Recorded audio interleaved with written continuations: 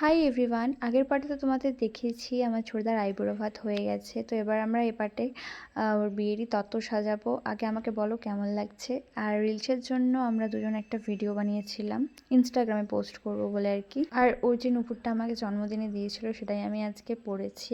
এরপর কি তত্ত্ব সাজানো হবে। আর এখানে আমাদের নতুন উঠোন হয়েছিল, নতুন ঘরের সাথে, দেখতেই পাচ্ছ। তো এখানটাতে তত্ত্বগুলো সব সাজানো হবে, সব কিছু নিয়ে আসা হয়ে গেছে। আর সবার সাথে এই যে আমিও বসে পড়েছি, কারণ আমিও ওদেরকে হেল্প করব। বাহ বাহ বাহ বাহ, বাহ, সবই তো যাই দিল এখানে তো রং না কি বটে কি নেল পলিশ টাইপ।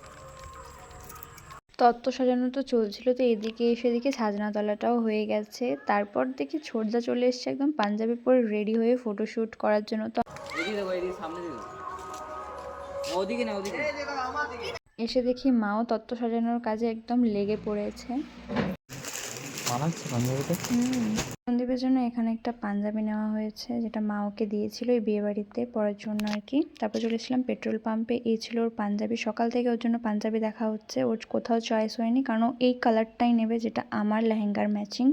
তো যাই হোক, তারপর ও চলে গেল বাড়িতে। আর এদিকে এখনও তত্ত্ব সাজানোর কাজ চলছে। আর ছোটদাও চলে এসছে ওর বইয়ের শাড়ি প্যাক করতে, মানে ফাইনালি ও হাত লাগিয়েছে তত্ত্বে আর কি।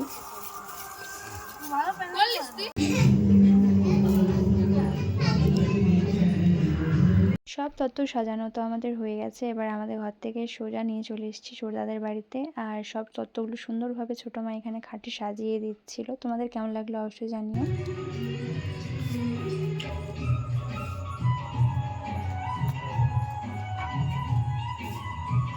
মিষ্টুদের ওপরে যেহেতু আমি আজকে সকালে রেডি হয়েছিলাম, তো সেখানে আমার সব কিছু ছিল, তো সেগুলো আমি নিয়ে নিয়েছি। এবার চলো তোমাদের দেখাবো যে নিচে কি কি হচ্ছে আর আমরা কি কি করছি।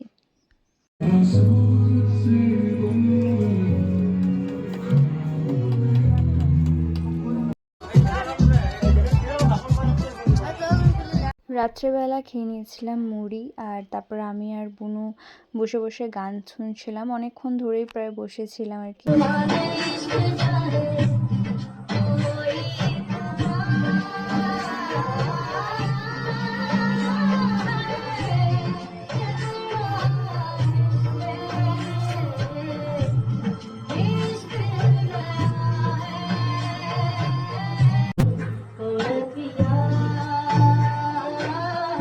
ছোটদার আইবুড়ো ভাত এই করব সেই করব, তো আইবুড়ো ভাত তো শেষ হয়ে গেল দেখতে দেখতে। আর সত্যি আজকে সময়টা ভীষণ ভালো কাটলো। তোমাদের কেমন লাগলো অবশ্যই জানিও। রাধে রাধে।